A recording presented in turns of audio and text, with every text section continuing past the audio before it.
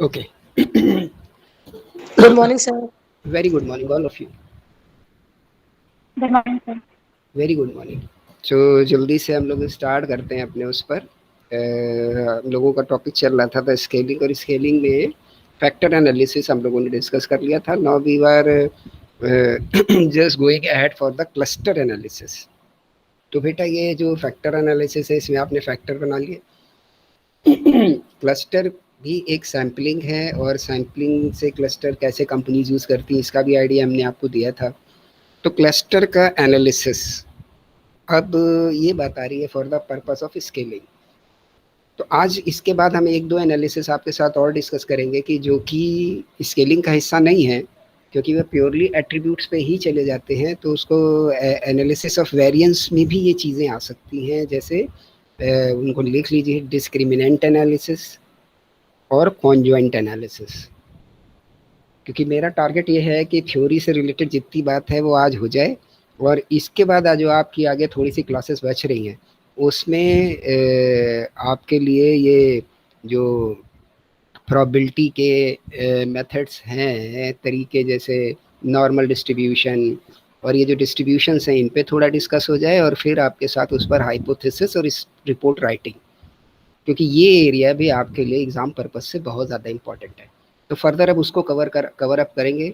आपके लिए जो काम रह जाएगा, जो आपको करना होगा, कि जो पीछे की स्टेट्स है जो आप लोगों की ऑलमोस्ट सबकी पढ़ी हुई होगी, वो है जो पूरा एरिया आप मीन से लगा करके रिग्रेशन तक, इसको घर पे एक दफ़ा प्रैक्टिस कर लीजिए, और कहीं कोई डाउट आता है तो हमसे पूछ लीजिए।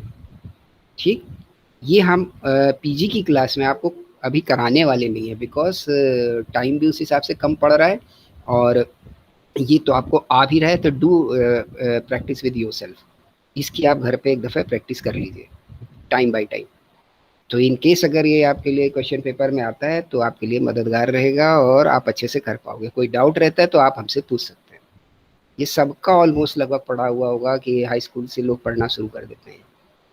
ठीक, तो कहाँ से लगाकर आपको जो भी ये कैलकुलेशन मीन से लगा करके आपके कहाँ तक जाते हैं, रिग्रेशन तक।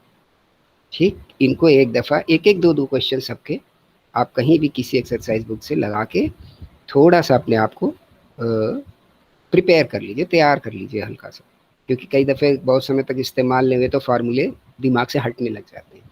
बस इतना। अब आपके लिए जो नई चीज़ें हैं कि ये डिस्ट्रीब्यूशन कैसे हैं, फिर इनके ऊपर हाइपोथेसिस क्या है, इनके टेस्ट कैसे होते हैं, ठीक ना। अब जैसे आपका टी टेस्ट है, काई स्क्वायर टेस्ट है, एफ टेस्ट है। ठीक, फर्दर जो आपके वेरिएंसेस के टेस्ट हैं, जैसे एफ टेस्ट, ये सब आपके साथ डिस्कस करने हैं मुझे, और रिपोर्ट राइटिंग डिस्कस करनी है। क्लियर? आगे की क्लासेस में ये वाला काम ये आप खुद करेंगे। ठीक, कोई डाउट? ये काम आप खुद करेंगे, और इसके बाद इससे रिलेटेड थोड़ी हल्की सी पढ़ाई आप कर लेंगे, और कोई डाउट आता है उसके बाद आपको तो वो आप क्लास में रेस कर सकते हो। ठीक ना बेटा? क्योंकि वो टाइम भी उतना पूरा हो नहीं पा रहा है, फिर ये जो मेन चीज़ें हैं आपकी ये थोड़ी छूटेंगी। तो आज की क्लास में हम लोगों का काम ये रहेगा कि ये क्लस्टर एनालिसिस का थोड़ा सा डिस्कस हो जाए, और इसके बाद डिस्क्रिमिनेंट और कॉन्जॉइंट। तो ये कभी कभी शॉर्ट नोट्स में ये आपके लिए कॉन्जॉइंट एनालिसिस, डिस्क्रिमिनेंट एनालिसिस, ये सब आ जाते हैं। क्लस्टर एनालिसिस भी आ सकता है। तो क्लस्टर एनालिसिस, जैसा मैंने आपको क्लस्टर में बताया था कि जब आप सैम्पलिंग करो तो क्लस्टर बनाओ, मतलब जो आपके जो डिफरेंट ग्रुप्स और सब ग्रुप्स हैं उनमें से कुछ लोगों को पिक करके एक सैंपल बना लो। ये मैंने आपको सैम्पलिंग में बताया था, उसको बोलते थे क्लस्टर सैम्पलिंग। ठीक, अब ये जो आपने बना लिया, अब आप ये मान के चलोगे कि मेरे पास अगर प्रोडक्शन मैनेजर इतने हैं पूरे यूपी में, और इतने सारे मार्केटिंग मैनेजर हैं, इतने अकाउंट्स के मैनेजर हैं, इतने इसके मैनेजर हैं, तो these are the sub groups of the persons who are serving the company in the different fields. इनके एक एक दो दो बंदे उठाए आपने और एक क्लस्टर बना दिया, ये कानपुर का है। ठीक, तो अब आपको लग रहा है कि जब मैंने सबके बीच में से एक जैसा लिया है तो फिर इस बात की पूरी पूरी चांसेस हैं, और अप्लाई इसीलिए किया जाता है कि that is going to be applied for all the clusters, सारे क्लस्टर्स पर ये काम करेगा। क्लियर? ये सैम्पलिंग में हमारे आपके साथ डिस्कस हुआ था। नाउ द एनालिसिस, कि अब आपने ये जो क्लस्टर बनाए, अब ये तो आपने मान लिया कि ये सबके ऊपर काम करेंगे, तो भाई एक को तो आपको जानना समझना पड़ेगा ना अच्छे से। ये तो हो गई क्लस्टर सैंपलिंग कि आपने सबको हिस्सा दे दिया उसमें से। Are you getting? कि आपने सबको उसमें से हिस्सा दे दिया, डिफरेंट ग्रुप और डिफरेंट सब ग्रुप्स को, और उनकी रिप्रेजेंटेटिव 1 और 2 ले लेकर के एक जगह पर इकट्ठा कर दिया और उसको बोल दिया क्लस्टर सैंपल। ठीक, एग्रीड। और ऐसे कई सारे बन गए आपके पूरे डेटा सेट में, ये भी बात ठीक है। अब लेकिन इन पे काम तो करना पड़ेगा, तब तो हम बोल पाएंगे कि क्लस्टर ए, क्लस्टर बी, क्लस्टर सी, जो हमारे डिफरेंट क्लस्टर्स हैं which is among a group, उसी के सब डिवाइडेड ग्रुप से बने हैं। तो क्लस्टर ए के ऊपर मैंने ये सारा काम किया हुआ है, तो जो क्लस्टर ए के रिजल्ट कंक्लूड और रिफ्लेक्टेड है वो बी के भी होंगे, वो सी के भी होंगे, मोर और लेस वो डी के भी होंगे, बिकॉज हमारा डेटा सेट तो होमोजीनियस है। अगर वो हमारा डेटा सेट होमोजीनियस है, उसकी मीन वैल्यूज उसी में से तो हमने सारे लिए, उसकी मीन वैल्यूज सारी मिलती जुलती हैं। उसमें जो फर्दर आपके लिए जो आपको पता है कि उसमें जो हमारा डिविएशन है वो भी सारे ग्रुप के बीच एक जैसा है, जो हमने ऑब्जेक्ट्स पिक किए हैं वो भी एक जैसे हैं। तो जो एक सेट ऑफ क्लस्टर काम कर रहा है वही रिफ्लेक्शन सब में आ रहा होगा। ये पर्पस था इस क्लस्टर सैंपल को बनाने का। तो जब हम इस पर काम करेंगे, इस क्लस्टर सैंपल पर, तो क्या होगा? Cluster analysis. ठीक, तो ये क्या हो जाएगा? Cluster analysis. क्लियर? तो ये जो क्लस्टर एनालिसिस है, अब आप इसमें क्या एनालिसिस करोगे? अब आपने तो एक निकाल लिया कि ये जो मेरे कानपुर है, कानपुर में मेरे ये फाइनेंस मैनेजर, मेरे ये मार्केटिंग मैनेजर किसी कंपनी का, और उसने सबको मिला के एक जगह इकट्ठा कर दिया। अब इसके अंदर भी तो आपको एनालिसिस करना पड़ेगा ना। ये एनालिसिस किस तरीके का है? इसके लिए कुछ वर्ड्स हैं आपके लिए, जैसे the distance between the different objects. अब ये जो आपने इकट्ठा किए इनके बीच की दूरी, बिकॉज डेटा न्यूमेरिक फॉर्म में है, उसकी आप प्लॉटिंग भी करते हो ग्राफ पे, तो आप डिस्टेंस बोल रहे हो। जनरल टर्म्स में आप इसको कैसे समझ सकते हैं? जनरल टर्म्स में हम ऐसे समझ सकते हैं कि अगर एक फाइनेंस वाले को बैठाला जाए और एक साथ में मार्केटिंग वाले को बैठाला जाए कोई प्रोडक्शन वाला भी बैठा है, कोई प्रोक्योरमेंट वाला भी बैठा है, इस तरीके का एक ग्रुप है, तो ये क्लस्टर हुआ। एक प्रॉब्लम पे काम हो रही है या बात हो रही है कंपनी में, तो सबके डिफरेंट डिफरेंट व्यूज आएंगे। तो आप ये पाएंगे कि कोई कहीं पे खड़ा है तो कोई कहीं पे खड़ा है, सच ए डिफरेंस। तो this is called the distance. तो आपको ये भी पता होना चाहिए कि हमारे इन दोनों ग्रुप्स के बीच का डिस्टेंस कितना है। That is the analysis. मतलब the objects which are the part of the clusters, what are the distance between them. ये डिस्टेंस तो डिसाइड होगा, क्योंकि फाइनेंस वाला बोलेगा भाई मैं इतना पैसा नहीं खर्च कर सकता इस प्रॉब्लम के लिए, इतना पैसा खर्च नहीं होना चाहिए। मार्केटिंग वाला बोलेगा नहीं इतना फंड तो चाहिए। This is the difference in the opinions. And when you are going to mark this distance in the terms of numeric values, it will show some result. ये आपको कुछ रिजल्ट देगा ना कि यार इनके इनके बीच कितना डिस्टेंस है। फिर प्रोक्योरमेंट वाले का कुछ और बात होगी, किसी और डिपार्टमेंट वाले की कोई और कंसर्न और कोई और बात होगी उस इशू के ऊपर। बात समझ आती जा रही है आपको? एचआरएम वाले की कुछ और होगी। तो जो ये डिस्टेंस है यही तो आपको पूरा स्टडी करना है, क्योंकि इसी डिस्टेंस के आधार पर द कॉम्बिनेशन और the binding of such cluster is going to be studied और गोइंग टू बी रिफ्लेक्ट। क्योंकि एक क्लस्टर के मिलने वाले result now you are going to apply towards all the clusters. आप ये मान के चल रहे कि ऐसा ही सबके साथ होगा। तो जब हम लोग पहले दिन बोल रहे थे कि ये क्लस्टर सैंपल क्या है, तब ये बात कर रहे थे कि अगर इस पर हम लोग काम कर लेते हैं तो हम अपनी रिसर्च को इन the terms of efforts, in the terms of time, in the terms of money reduce कर लेते हैं। कि हम सब पर काम करते, इससे बेहतर हमने एक पे काम किया और वो सब पर अप्लाई अगर हो सकता है तो इससे अच्छी क्या बात है। ठीक, तो अब आपको ये जो ऑब्जेक्ट से आपने जो ये इकट्ठा किए हैं उसके क्लस्टर के अंदर, इनके बीच का डिस्टेंस ये सबसे पहले देखना है, डिफाइन करना है, इस डिस्टेंस को मेजर करना है कि कंपनी का कोई विजन है, कंपनी का कोई मिशन है, उस पर ये जो क्लस्टर के डिफरेंट पीपल्स हैं या डिफरेंट लोग हैं। मैं एग्जांपल लेके चल रहा हूँ जिससे आपको क्लियर हो जाए अच्छे से। कंपनी का कोई विजन है, कंपनी की कोई पॉलिसी आने वाली है, तो उस पर फाइनेंस वाले का क्या रोल है, क्या उसके व्यूज़ हैं, और वो हमारी पॉलिसी के साथ कहाँ पर, कितनी दूर पर और किस हद तक खड़ा है, प्रोक्योरमेंट वाला कहाँ खड़ा है, मार्केटिंग वाला कहाँ पे खड़ा हुआ है, और मानी बात है कि सबकी एक प्लेस नहीं होगी। कोई उसको बहुत वेलकम कर रहा होगा तो कोई दूसरा उसको उतना वेलकम नहीं कर रहा होगा, कोई उसको बहुत ज़्यादा यूजफुल समझ रहा होगा, कोई उसको दूसरा यूजफुल नहीं समझ रहा होगा। अब ये जो मैं बोल रहा हूँ यूजफुल समझ रहा होगा या कोई उसको वेलकम कर रहा होगा। Now you have to rate this, इसकी रेटिंग भी लेनी पड़ेगी आपको। That is the analysis. ये एनालिसिस है जो अब आप करने जा रहे हो बिटवीन द क्लस्टर। समझ आता जा रहा है? क्योंकि आपका क्लस्टर जो है वो होमोजीनियस नहीं है। वो जो सब ग्रुप हैं, जैसे आप स्ट्रैटिफाइड सैंपलिंग में करते थे कि आपने ग्रुप बांटे और सारे के सारे एक ही ग्रुप के ले लिए, वहां आपको ये सब कुछ नहीं करना था। मतलब cluster is the representation of the different sub groups. Yes, if it is the representation of the different subgroups and different type of groups, तो क्या करना पड़ेगा आपको? आप उनकी सारे व्यूज और उनकी सारों को अच्छे से एसेस करना पड़ेगा। This is called the determination of the distance among the objects taken in a cluster. उनको डिटरमाइन करना पड़ेगा। और जब ये डिस्टेंस आप फाइंड कर लेंगे कि क्या इनके बीच में कितना मतभेद और या कितना मत एक कितनी जगह पर ये यूनियनमसली राजी हैं, कितनी जगह पर इनमें डिफरेंसेस इन द ओपिनियन है, किस तरीके के नेचर पर, किस तरीके के इशू पर इनका डिफरेंस लेवल है, किस तरीके के इश्यूज पर ये बिल्कुल एक जैसे रहते हैं। अगर ये आप कर लेते हो, then what is going to happen? You are in the better position to analyse your cluster. इसको बोलते हैं क्लस्टर एनालिसिस। ठीक, अब ये कहाँ कहाँ इस्तेमाल होता है? ठीक है, स्टैटिस्टिकल डेटा एनालिसिस में होता है। मैं बिल्कुल सिंपल थ्योरी टर्म्स में आपको बता रहा हूँ, पर इसकी वैल्यूज बेटा असाइन होंगी। ये आप अब तक अच्छे से समझ चुके हो कि इनकी वैल्यूज आपको असाइन करनी पड़ेंगी। जब आप इनकी वैल्यूज को असाइन करोगे, ठीक, तो वो नंबर फॉर्म में आएंगे, और जब नंबर फॉर्म में आएंगी तो आप स्टैटिस्टिकल टेक्निक्स उसके ऊपर यूज कर पाओगे। तो ये कहाँ कहाँ पर इस्तेमाल होता है, जल्दी जल्दी से वो फील्ड आप नोट डाउन कर लीजिए।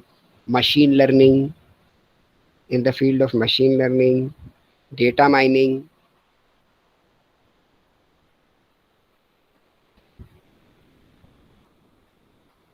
pattern recognition, image analysis,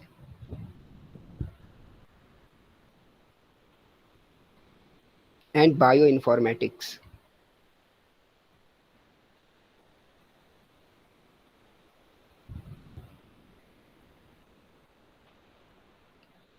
ठीक है, और इस क्लस्टर एनालिसिस के भी कई सारे वर्ड और कई सारी मीनिंग आपको अलग अलग जगह पे मिल जाएंगी।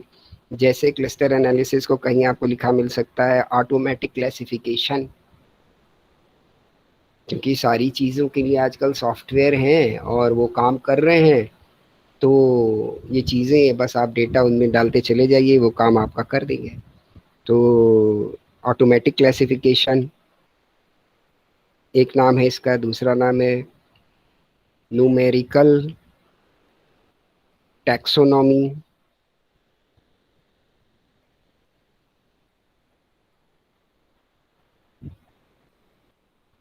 Typological analysis.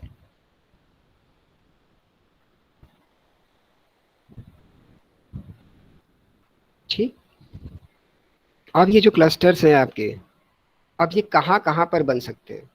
मैंने जो एग्जांपल दिया आपको, जिसके साथ हम लोगों ने डिस्कशन पहले भी किया था और अभी भी किया बीच में, that is the basis of the peoples who are working in a company. क्योंकि मैं तब आपको ये समझाना चाहता था कि how MNCs are using this this you can say the concept for their purpose. उन्होंने कॉन्सेप्ट से इस चीज को पिक करके अपने इस्तेमाल कर लिया कि अच्छे से समझाने के लिए मैंने तब ये एग्जांपल आपको कोट किया था। पर ये कहाँ कहाँ यूज हो सकता है? Among people, among products, among prices and among distribution. सब जगह पे ये क्लस्टर बेटा बन सकते हैं। आप ये मत समझिए कि क्लस्टर का मतलब कुछ ऐसा ही क्लस्टर बनेगा जिसमें वो सब जगह के बंदे होंगे और वो क्लस्टर जो है वो एक एरिया और एक लोकेलिटी को रिप्रेजेंट कर रहा होगा। ऐसा नहीं है।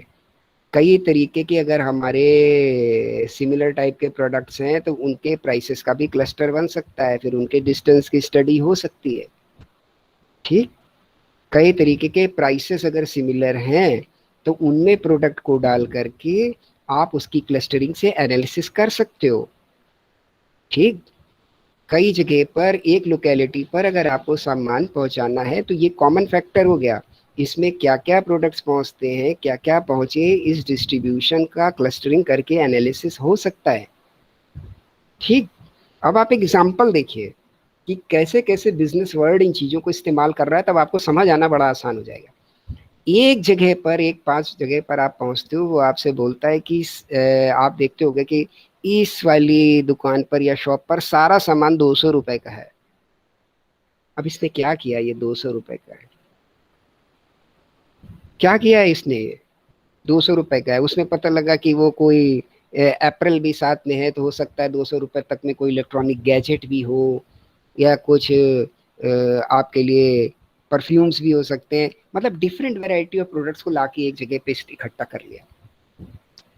तो कोई तो काम किया है उसने उसके पीछे। उसके लिए बेसिक क्या हो गया, प्राइस का ग्रुप 200। अब क्लस्टरिंग क्या है, the different products which are falling under it.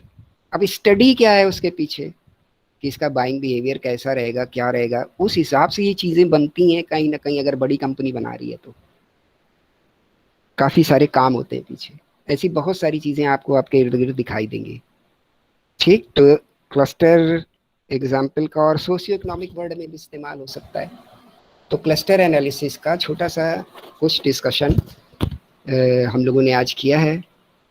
If you have any query आप पूछ सकते हैं, कल जो डिस्कशन हुआ उस पर कोई क्वेरी हो तो वो भी आप पूछ सकते हैं जल्दी से, please if you have any query. हाँ बेटा, जल्दी से पूछो, फिर हम लोग आगे बढ़ेंगे थोड़ा। आज मुझे 2 एनालिसिस पे बात और करनी है आपसे इसके बाद। यस बच्चों, रिस्पॉन्स करो तो आगे बढ़ते हैं। एनी क्वेश्चन और नो क्वेश्चन?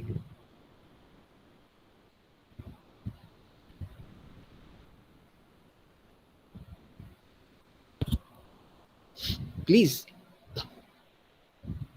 रिस्पॉन्स करना है आपको। आप कहते हैं नो, आगे चल देते हैं हम। ये चुपचाप वाला एरिया बड़ा खतरनाक है। Have you any question regarding the discussion जो हुआ अभी रिगार्डिंग द क्लस्टर एनालिसिस?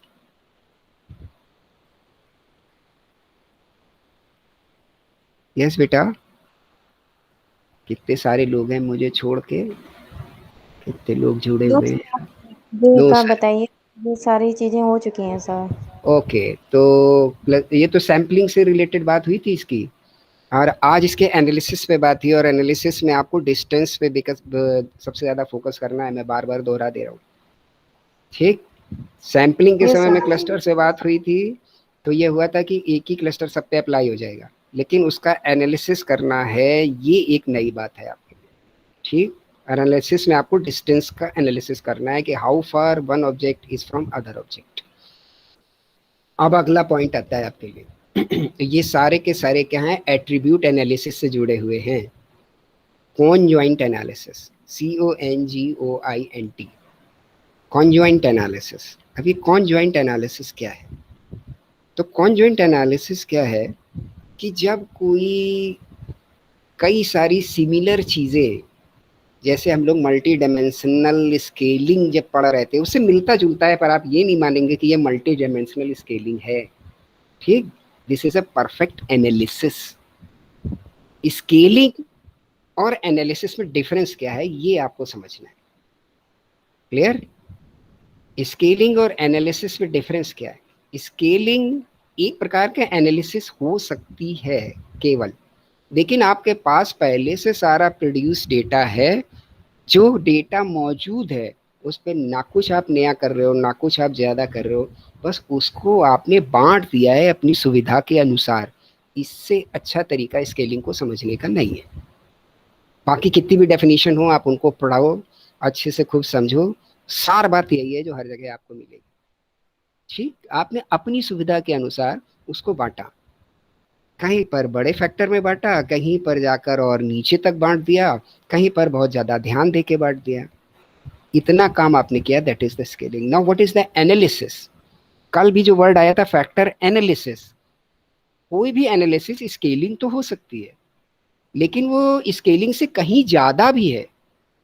कारण कि अब आप उतना सिंपल जो मिला हुआ डेटा है उस पर केवल बंटवारी नहीं कर रहे हो, अब आप उसमें नई नई चीजें अप्लाई कर रहे हो, और उसके बाद जो आपको रिजल्ट मिल रहे हैं एनालिसिस के, उसके आधार पर आप चीजों को बांट रहे हो। That is why it is analysis.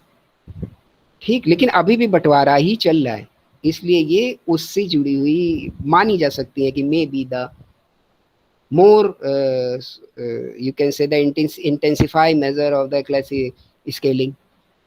लेकिन एनालिसिस बिल्कुल डिफरेंट है। एनालिसिस में आपको काम करना पड़ता है पहले ढेर सारा, तब आप कोई काम या कोई बंटवारा कर पाते हो। जैसे आपने फैक्टर में देखा कितना सारा काम आपने किया, वो रिलेशन निकाले, फलाना किया और इससे आइगन वैल्यू निकाली, तब वो 12 को घटा के आपने 4 किया। That is the analysis. Clear?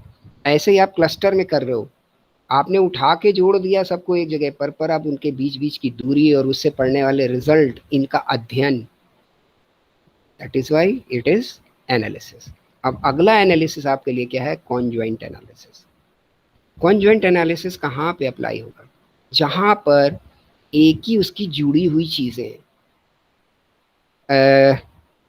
थोड़ा भी इसकी डिस्कशन की गहराई में जाने से पहले एक छोटी सी आपको चीज़ बताऊंगा, शायद उस समय तक आप लोग की उतनी एज नहीं रही होगी। अब तो आप ये सारी चीज़ें बड़ी कॉमन देख रहे हैं, लेकिन आज से 10 15 20 साल पहले ये चीज़ें इतनी कॉमन नहीं थी जिसको मैं आपको बोलने जा रहा हूँ।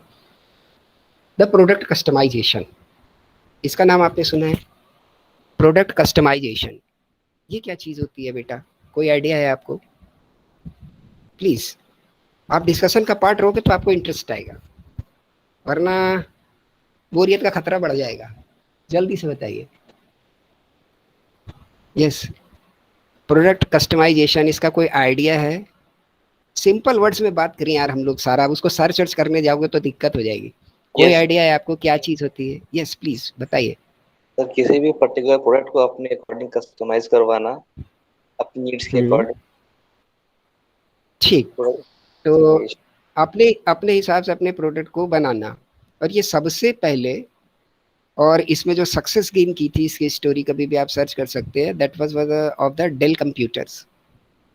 हम पुराने समय में, आज से 15-20 साल पहले जब कंप्यूटर्स आए थे, तो उनका अपना एक कॉन्फ़िगरेशन था, अपने हिसाब से वो बना के दे देते थे कि मेरा वाला ले रहे हो तो इसमें ये पड़ा हुआ है, खत्म। अब होने लग गया है, अब आप ये चीज़ें बड़ी ऑफन देखते हैं कि आप कंपनी की साइट पे जाइए, उनको बता दीजिए कि मुझे इतने की रैम चाहिए, मुझे इतने का फलाना चाहिए, और ये लगा हुआ होना चाहिए, इतने पिक्सल का इसमें कैमरा हो, इस तरीके का रिकॉर्डर हो, इस तरीके की एक स्पीकर हो।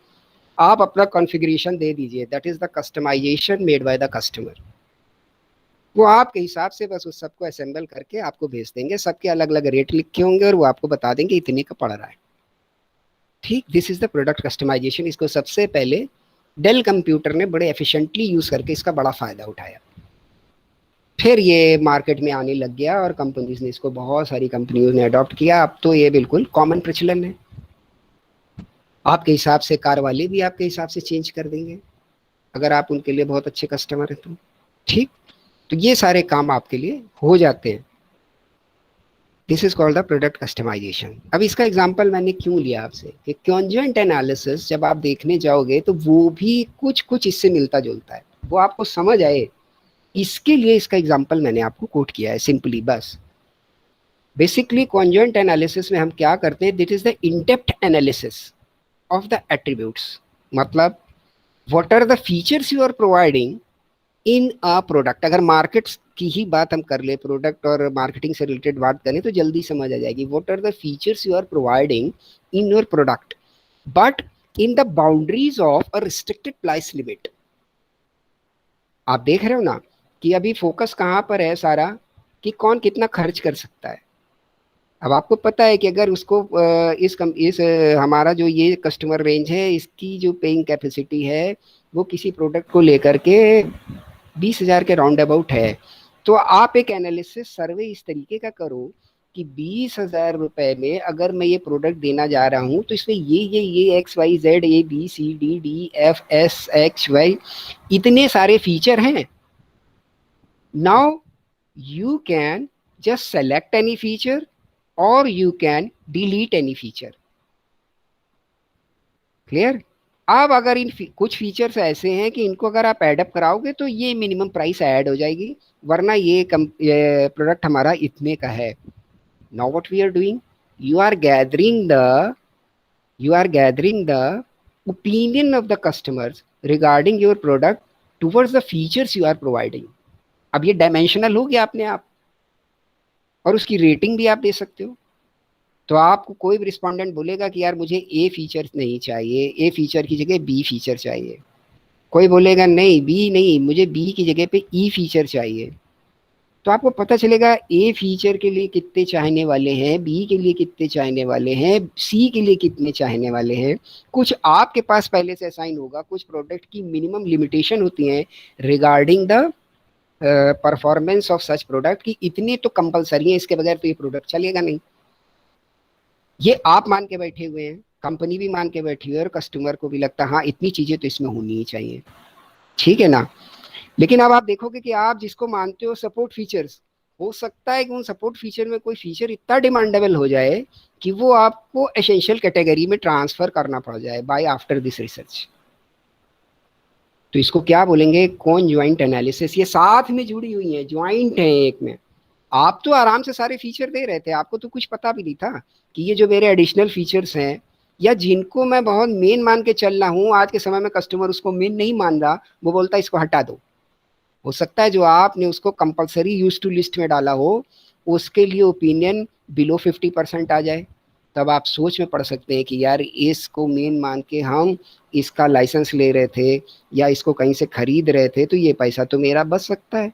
Now the set of the peoples और some sector of the people did not want this feature as may compulsory. इसको अब लोग कंपलसरी नहीं मानते, इसके बगैर भी ये मेरा प्रोडक्ट बड़ा अच्छा जा रहा है। अभी आप बात समझ पा रहे हो ना। जर्नल टर्म्स में रिसर्च कहाँ पे जाती है, ये प्रोडक्ट पसंद है कि नहीं पसंद है, इसके प्राइस आपको सुटेबल है कि नहीं, समझ आती जा रही है बात। अब हम क्या कर रहे हैं, इसमें अंदर जा रहे हैं, बिल्कुल डीप अंदर जा रहे हैं। तो इससे जुड़ी हुई जो फैक्टर्स हैं हमारे किसी प्रोडक्ट से जुड़े हुए, वो एन नंबर्स ऑफ फैक्टर्स हो सकते हैं। हम तो केवल फीचर पर आपको ले गए, वो किसी भी तरीके के और भी फैक्टर्स हो सकते हैं जुड़े हुए। कॉन्जॉइंट ये जुड़े हुए हैं उसके साथ में। अब इनमें आपको डिफरेंशिएशन देना है। नाउ यू कैन रेट, क्योंकि अब कस्टमर रेट करेगा आपके उनको कि this is on the rank 1, this is on rank 2। अगर आप उसमें मान लीजिए कि 10 आपके फीचर्स हैं, तो अब कस्टमर रेट करेंगे, आपके रिस्पोंडेंट रेट करेंगे, this is on rank 1, this is on rank 2, this is on rank 3। तो फर्स्ट 3 और 4 5 को आपने मान लिया, these are the compulsory use to features of this my product and others are the supportive. तो ये जब आप जानकारियां इकट्ठा करते हो और ये डिफरेंट पीपल के हिसाब से डिफरेंट निकल के आएंगी, जब ये डिफरेंट तरीके से डिफरेंट निकल के आएगी, then the analysis is more intensify.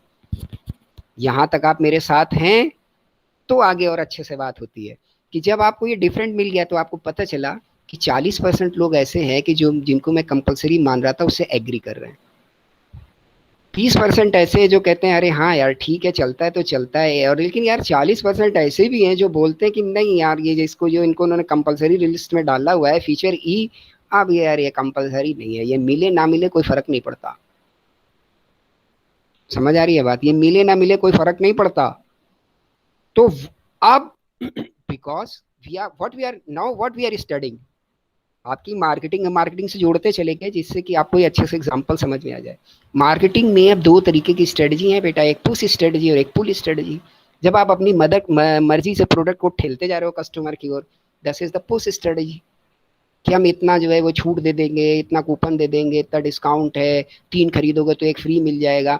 क्या ये सारी बातें क्या हैं कि ना मुझसे कोई क्वालिटी पे बात करो, ना मुझसे प्राइस पे बात करो, आओ और डिस्काउंट का लालच लो, सस्ता बेच रहे हैं 2 के बदले 3 ले जाओ, आओ और ले जाओ। Now you are pushing your products, यही तो कर रहे हैं आप स्कीम के थ्रू, बाकी सब के थ्रू।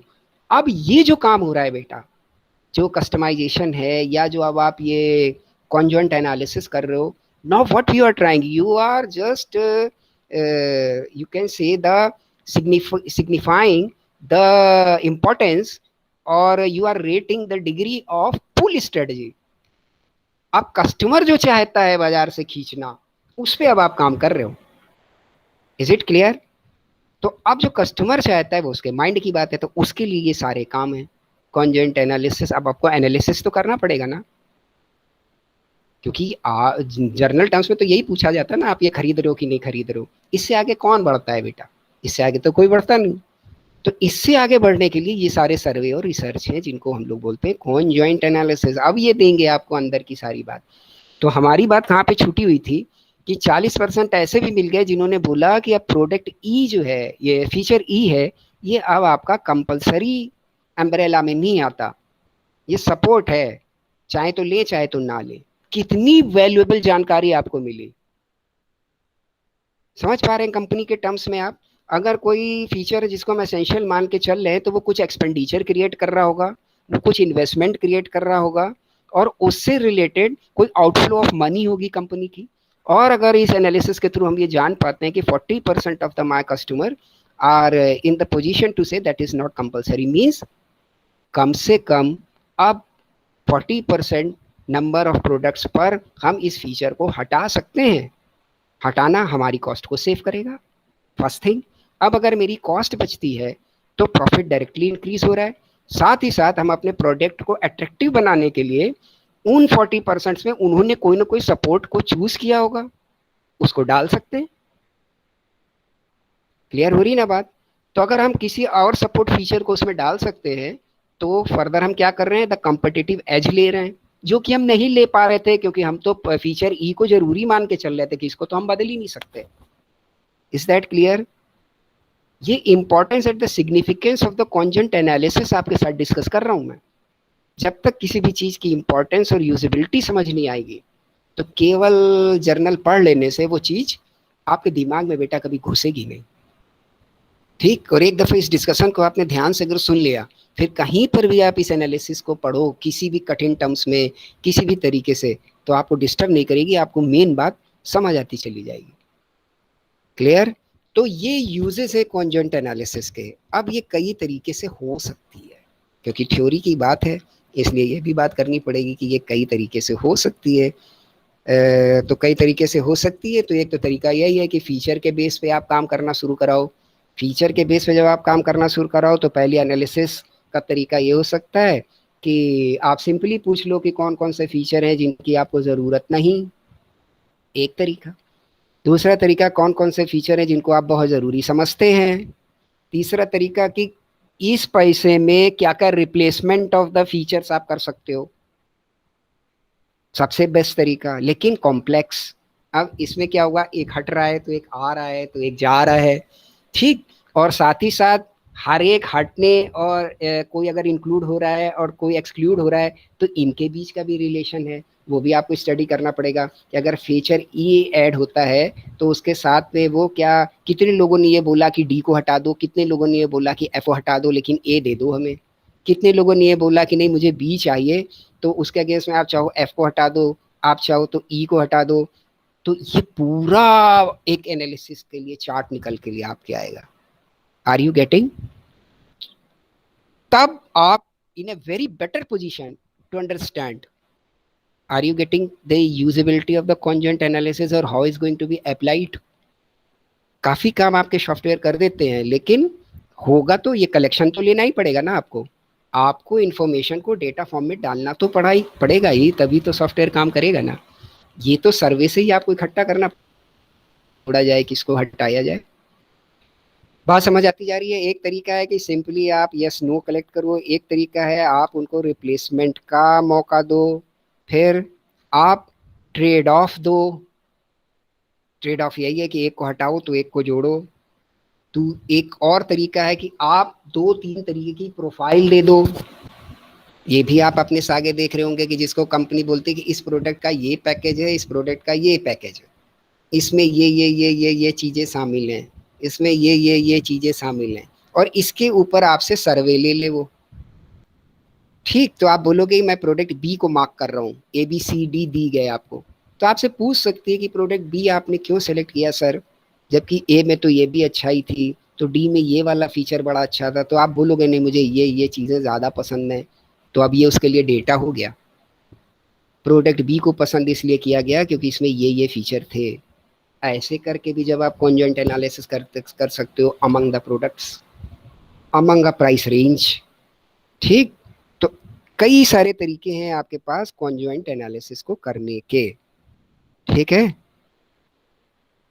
Is it clear? थोड़ा थोड़ा आइडिया आपको हो रहा है कि कॉन्जॉइंट एनालिसिस क्या है। और एक तरीका और अप्लाई होता है कि हेरारिकल बेस कर दो आप उनको हेरारिकी प्रोवाइड कर दो कि आप जो मेन हमारे फीचर्स हैं which are compulsory towards the product, और दूसरे अगर सपोर्टिव हैं तो इनमें आप हेरारिकी बना दो। रिप्लेसमेंट मत दो मुझे, क्योंकि रिप्लेसमेंट में भी कई सारे बेटा कस्टमर ऐसे हो सकते हैं जो कंफ्यूज हो सकते हैं कि यार ए, अगर हमको ए बहुत पसंद है लेकिन ये शर्त लगाते हैं कि अगर ए को लो तो यार ये ईबीडी को बाहर करो। अभी जिसको चाहे बाहर कर दें, मैं नहीं बताऊंगा किसको बाहर करो, मुझे तो मिल जाए तो क्या दिक्कत है। तो आप हायरार्की बनवा लो उनसे कि आप जो ये सपोर्ट हमारे फीचर्स हैं इनकी हायरार्की बना दीजिए कि क्या हायरार्की है, क्या चाहते हैं आप, नंबर वन पे किसको चाहते हैं, टू पे किसको चाहते हैं, थ्री पे किसको चाहते हैं। और हर एक चार पाँच के बाद आप एक प्राइस सेट दे सकते हो कि हाँ अगर आप ये 5 सपोर्टिव फंक्शन चुन रहे हो तो इसके 1000 रुपये बढ़ जाएंगे। इसके बाद ये 5 का ग्रुप है, इस पे और फर्दर फिर 500 रुपये बढ़ जाएंगे। This is the hierarchical study of the conjoint analysis.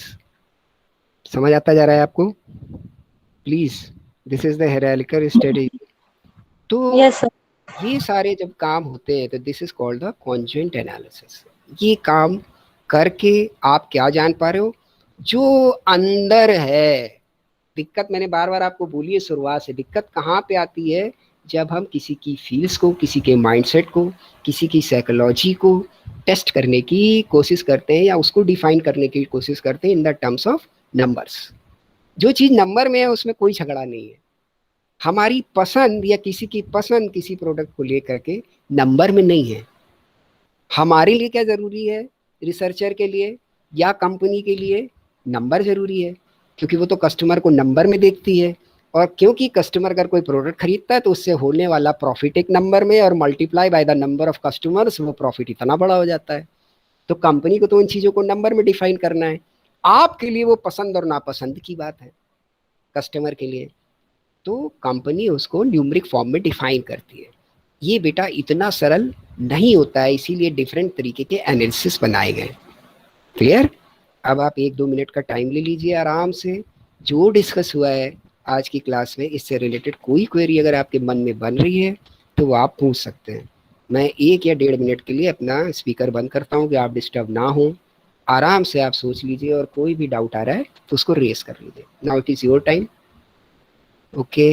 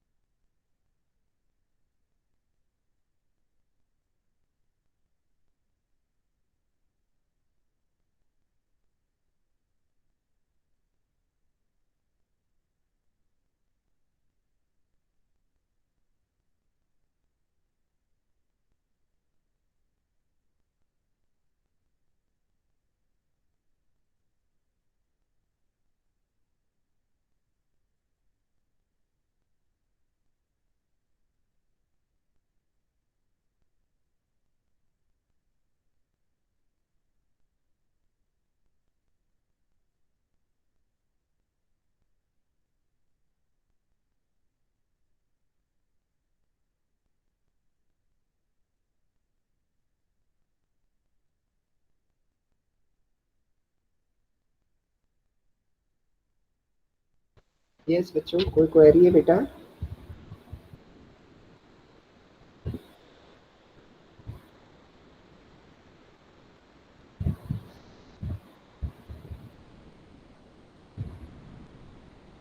कोई क्वेरी है बेटा?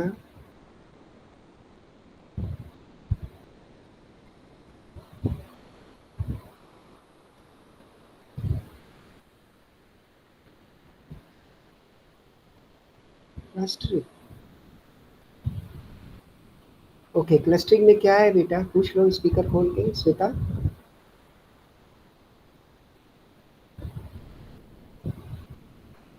यस श्वेता, स्पीकर खोल के पूछ लो बेटा जल्दी से। सर क्लस्टरिंग के बारे में बता। किसके बारे में? क्लस्टरिंग। क्लस्टरिंग, क्लस्टरिंग की तो बात मैंने पहले की ना क्लास में। क्लस्टरिंग का सिंपल बात ये है कि अगर हमारे पास एक होमोजीनियस ग्रुप है जिसमें से अब आपको करना क्या है, उसको सब ग्रुप में डिवाइड करना है। उसके नीचे अगर कोई सब ग्रुप है, if there is a difference between a homogeneous type of group, एक ग्रुप है उसके बीच में फर्दर आपको सब ग्रुप डिवाइड करने, क्योंकि उनके अंदर कुछ अपनी अलग अलग रेस्पेक्टिव वैल्यूज है जिनके कारण ये डिवीजन दिखाई देता है। एग्जाम्पल मैंने बोला था कि अगर एक कंपनी में कई सारे लोग काम कर रहे हैं तो ये तो एक उनके बीच कॉमनलिटी हो गई, सिमिलैरिटी से होमोजीनियस ग्रुप बनते हैं। अब उनके बीच डिसिमिलैरिटी क्या है कि कोई फाइनेंस विंग का है, कोई एचआरएम विंग का है, कोई मार्केटिंग विंग का है, कोई प्रोडक्शन विंग का है, ये उनके बीच डिसिमिलैरिटी है। तो इससे क्या हो गया, उनके सब ग्रुप बन गए। तो अब इन सब ग्रुप में से जब हम लोग स्टार्टिफाइड पे थे, मैं दोबारा दोहरा रहा हूँ, तो इन सब ग्रुप्स में से पूरे पूरे सैंपल ले लो, ये स्टार्टिफाइड है। लेकिन इन सब ग्रुप में से केवल एक एक दो दो लोगों को लेके एक अगर हम छोटा सा ग्रुप बना लें, दैट इज द क्लस्टर। कि अब ये जो क्लस्टर बना, इसने आपकी सारी पॉपुलेशन के सब ग्रुप की वैल्यूज को कैटर कर लिया। और ऐसे क्लस्टर एक ही बड़े ग्रुप में कई सारे बन सकते हैं। जैसे अगर एक कोई कंपनी परफॉर्म कर रही है तो वो within the whole UP काम कर रही है फॉर एग्जांपल, तो उसका कानपुर में भी ऑफिस है, दिल्ली में सॉरी लखनऊ में भी ऑफिस है, इटावा में भी ऑफिस है और बनारस में भी ऑफिस है, सब जगह। हर ऑफिस में फाइनेंस होगा, हर ऑफिस में मार्केटिंग होगी, हर ऑफिस में प्रोडक्शन होगा, ठीक ना? तो अगर हमने मान लीजिए कानपुर में एक क्लस्टर बना लिया, क्योंकि सारे के सारे उसी कंपनी के हैं, उसी पे रोल में, उसी पे स्केल में होंगे, है ना बेटा? एक ही पे स्केल सब पे काम कर रहा होगा, ये इनके बीच कॉमनलिटी है। और अगर हमने हर ग्रुप का रिप्रेजेंटेशन ले लिया तो कंपनी की स्टैंडर्ड ऑपरेटिंग प्रोसीजर एक जैसे होंगे, काम करने का तरीका एक जैसा होगा, कितने बजे खरीदना है, कितने बजे दुकान खोलनी है, कहाँ जाना है, एक डिस्ट्रिक्ट में कितने एरिया कवर करने हैं, कैसे मार्केटिंग मैनेजर काम करेगा, कैसे फाइनेंस मैनेजर काम करेगा, ये सारी चीज़ें भी एक जैसी होंगी। तो अगर हम केवल कानपुर के रिजल्ट को स्टडी कर ले तो हम बनारस, लखनऊ, इटावा, मेरठ ये बोल सकते हैं कि ऐसा ही सब जगह हो रहा होगा। ठीक, क्वांटम डिफरेंट हो सकता है, क्वांटम डिफरेंट हो सकता है उन जगहों की कंपल्सन्स के हिसाब से, कौन कितने वैल्यूज पे काम कर रहा है, कौन कितना ज़्यादा काम कर रहा है in the terms of values. लेकिन in the terms of performance nature उनका सबका एक जैसा होगा, क्योंकि कंपनी की परफॉर्मिंग गाइडलाइंस तो एक जैसी हैं। ठीक, तो जैसा एक क्लस्टर परफॉर्म कर रहा होगा वैसा ही परफॉर्मेंस का पैटर्न, पैटर्न वर्ड आया है, पैटर्न सारे क्लस्टर्स का होगा। ये जानकारी मिल जाती है, तो ये हमारी रिसर्च स्टडी को छोटा कर देती है, टाइम बचता है, पैसा बचता है, इसको बोलते हैं क्लस्टर। ठीक, अब क्लस्टर के एनालिसिस में क्या होता है आपको कि क्योंकि ये सारे लोग डिफरेंट डिफरेंट सब ग्रुप्स के हैं, तो मानी बात है कि हर एक इशू पर या पॉइंट पर इनके ओपिनियन भी डिफर डिफर होंगे। ठीक, और जब ये डिफरेंस आप न्यूमरिक वैल्यूज में ढूंढोगे तो ये कुछ वैल्यूज निकल के आएंगी, इजंट इट? ये कुछ वैल्यूज निकल के आएंगी। तो अगर ये कुछ वैल्यूज निकल के आएंगे तो इनकी अगर आप ग्राफ पे प्लॉटिंग करोगे तो ये थोड़े थोड़े दूर दिखाई देंगे, आपको दिखेंगे। तो ये जब थोड़े थोड़े दूर आपको ग्राफ पे दिखाई देंगे तो इसको हम क्या बोलेंगे? The determination of the distance between the objects of a cluster. असली अध्ययन आपको यहाँ पे करना, क्योंकि इस क्लस्टर की जो भी प्रॉपर्टीज हैं, now you are going to assume ऐसे ही सारे क्लस्टर काम कर रहे होंगे, तो आपको यहाँ पे सारा काम करना है कि कंपनी की इस पॉलिसी या लाइन पर फाइनेंस वाला कहाँ पर है, प्रोडक्शन वाला कहाँ पर है, तो आपको पता चलेगा ना कि उनके बीच डिफरेंस ऑफ ओपिनियन। और डिफरेंस मतलब कोई दूरी है ना, कोई भेद, तो ये डिस्टेंस ही तो आपको अध्ययन करना है। तो इस पर जब आप काम कर लोगे तो फिर आप बोल सकते हो कि इस क्लस्टर का परफॉर्मेंस लेवल ये रहेगा भाई। Clear? Any doubt? Yes no sir. चलो, तो अब यार डिस्क्रिमिनेंट एनालिसिस बच रहा है केवल, कोशिश करते हैं जल्दी से उसको, अभी जितना भी समय है उसमें शॉर्ट फॉर्म में ले लेते हैं हम लोग। अब आपने ये जो ग्रुप बना के रखे हुए हैं सारे, ठीक, अब आपके पास कोई नया आ जाता है, एक ऑब्जेक्ट या दो ऑब्जेक्ट या तीन ऑब्जेक्ट ऐसे नए आ जाते हैं, ठीक, कहीं पर भी किसी जगह पर, तो आप क्या करो, उनके लिए अब अलग कुछ मत बनाओ, उनको इन्हीं किसी ग्रुप में डाल दो डिस्क्रिमिनेंट, ठीक, डिस्क्रिमिनेंट, ठीक, उनको बांट बांट दिया आपने और उनके रेस्पेक्टिव ग्रुप में ले जाकर के आप मिला दो। ये बात आपको सुनने में बड़ी अटपटी लग रही होगी, बड़ी अजीब सी है। एक्चुअली अगर हमारा कोई क्लस्टर बना हुआ है और मान लीजिए कि उस एरिया में कोई और एक फाइनेंस वाले अलग से अडॉप्ट हो जाते हैं, जिनकी वो नॉर्मल पे काम नहीं करना, किसी अलग काम के लिए आए हुए हैं वो, लेकिन अब उनकी भी तो एक वैल्यू है, पर वो एक अलग क्लस्टर तो नहीं बनाए जा सकते क्योंकि डिफरेंट सेट ऑफ पीपुल्स उसमें चाहिए अलग अलग, ठीक, लेकिन वो अपने आप में एक परफेक्ट ऑब्जेक्ट हैं, उनको एनालिसिस किए बगैर एनालिसिस पर फर्क पड़ने वाला है क्योंकि वो अपने आप में एकदम अलग हैं, वो नॉर्मल फाइनेंस फंक्शनिंग के लिए नहीं आए, वो कुछ प्लानिंग से रिलेटेड हैं, उनका कुछ और दूसरा काम है, लेकिन अब उनको लेना भी जरूरी है क्योंकि ओवरऑल कंपनी इफेक्ट पर उनका भी परफॉर्मेंस असर डाल रहा है, ठीक है ना। तो उनके लिए अलग क्लस्टर नहीं बनाया जा सकता, लेकिन वो मिलते जुलते अपने किसी ग्रुप या क्लस्टर में शामिल कराए जा सकते हैं, दैट इज द डिस्क्रिमिनेंट, ठीक। ऐसे जो भी आ जाएं उनको आप मिला दो, ये एक आसान तरीका है केवल मेरे पास समझाने के लिए, बाकी फिर आप इसको अच्छे से और देख लीजिए, फिर मुझसे क्वेरी आराम से पूछ लीजिए, ठीक है। ये एकदम बेस्ट तरीका है, वरना आज बहुत सारी नई बातें हो चुकी हैं, आपके साथ और नई बातें करना आप आपके लिए दिमाग पे बहुत जोर डालने बराबर हो जाएगा। तो डिस्क्रिमिनेंट मीन्स कि आपको वो ऑब्जेक्ट्स को एनालाइज करना है और उनमें जो कॉमन प्रॉपर्टीज मिल रही हो, जो किसी क्लस्टर के साथ अटैच हो सकते हैं या किसी ग्रुप के साथ अटैच हो सकते हैं, तो उसके साथ आप उनको अटैच करा दीजिए सिंपली, केवल एक ही ऑब्जेक्ट को ले जाके, या ऐसे दो तीन ऑब्जेक्ट हैं और एक जगह पे इकट्ठा हैं, मतलब किसी जगह पर केवल दो तीन ही एरिया में किसी केवल दो ही तीन लोग अपॉइंट किए गए, इसी एग्जांपल को कंपनी वाले को हम आगे बढ़ा लें, सारी फील्ड के लोग नहीं आए, तब आप उनको ले जाके कहीं ना कहीं जोड़ दीजिए, तो दिस इज डिस्क्रिमिनेंट। तो डिस्क्रिमिनेशन आपने यही किया कि आपने उनको अलग क्लस्टर नहीं बनाया, क्योंकि वो बन नहीं सकते थे, क्योंकि क्लस्टर में तो सबका रिप्रेजेंटेशन होना चाहिए, क्योंकि आपके एक क्लस्टर की रिपोर्ट सबके ऊपर लागू होने वाली है और ये अपने आप में पूरे नहीं है, तब आप इनको कहीं ना कहीं मिला दीजिए, ठीक, क्योंकि इनके रिजल्ट को भी हमको अध्ययन करना ही करना है, क्योंकि ये कंपनी की ओवरऑल परफॉर्मेंस पर असर डाल रहे हैं।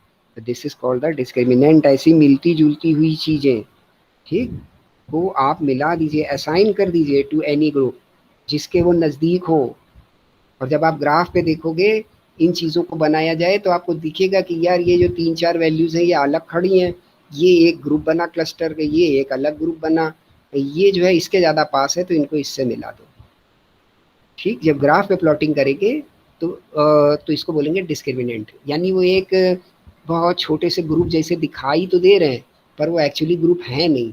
तो डिस्क्रिमिनेशन यही है कि कोई किधर मिल जाएगा, हो सकता है कोई किसी आगे वाले ग्रुप में जाके मिल जाए, this is the discrimination of those 2 or 3 objects which are situating at one place but they are not forming a group or a cluster, तो उनको हम डिफरेंट डिफरेंट जगह पे मिला दें, दिस इज द डिस्क्रिमिनेशन, इसको बोलते हैं डिस्क्रिमिनेंट एनालिसिस, ठीक। कोई डाउट है? एनी डाउट बेटा?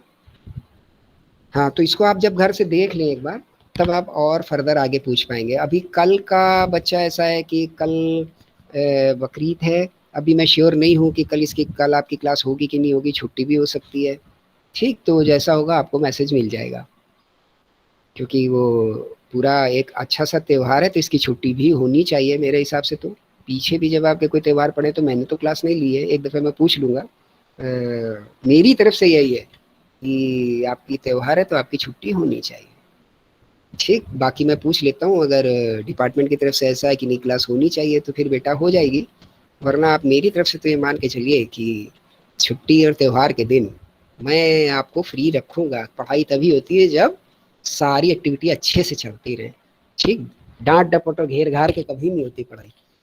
तो ये तो बच्चा कल की बात हो गई। आगे जब फर्दर हम लोग की क्लास होगी, आपको क्या काम कर लेना है, मैं दोबारा दोहरा दे रहा हूँ, वो वाला काम आपको अपना दोहरा लेना है जो आप छोटी क्लास से करते चले आए हो, मीन से लगा के रिग्रेशन तक।